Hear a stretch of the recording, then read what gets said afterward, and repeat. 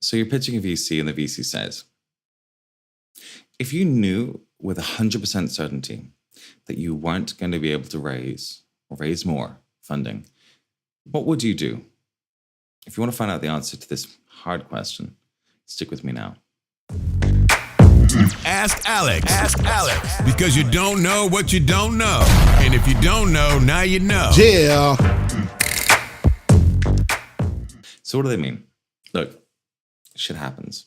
What do you do if things don't go to plan? Are you going to zero? This is a curveball, but it's a smart question. It's trying to figure out how well you know your business and how you respond under pressure. This is not something a first-time investor is going to ask you. It's something a serious investor would ask. In order for you to be able to answer this well, you're going to have to understand the upside and the downside scenarios in addition to the base ones that you're proposing. It's also a test to see if you're a cockroach that just won't die and will stick with the business until you make it successful. And yes, being a cockroach is apparently a good thing these days. The best founders are creative, and creativity comes from constraints.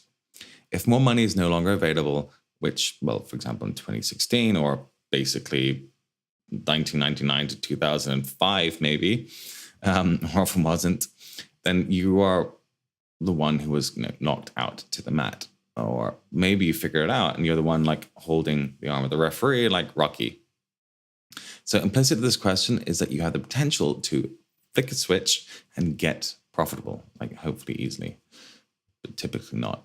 Whilst that's not necessarily a great outcome for the VC, it gives you options as you have the time to figure things out. Now, if you're not profitable, you are default dead as a dodo. You want to have the option to be default alive.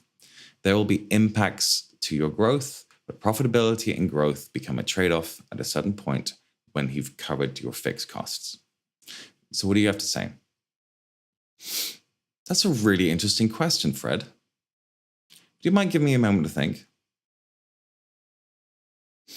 Okay, at present, our payback on customers is relatively short. We are raising to invest more substantially in marketing and the infrastructure of the organization to be able to support that.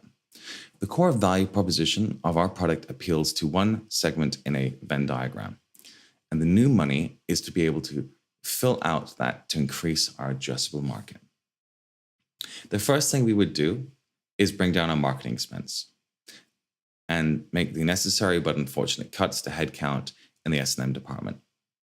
Since we would not be scaling, we could also afford to cut some of our COGS account, meaning saving in our hosting, customer service, etc. Because of that, our G&A would partially go down too. We have scaled up our development team on the assumption of building out to enterprise customers. I would refocus the company strategically at the midpoint of the SME market and seek out to build our dominance there. It would not help us to really achieve our grander vision, but we would become a fairly profitable business and we could probably flip it for, say, maybe $75 million. That's the end of that. If you want to learn more, have the opportunity to work with me, head over to alexanderjarvis.com and I'll see you there. Bye.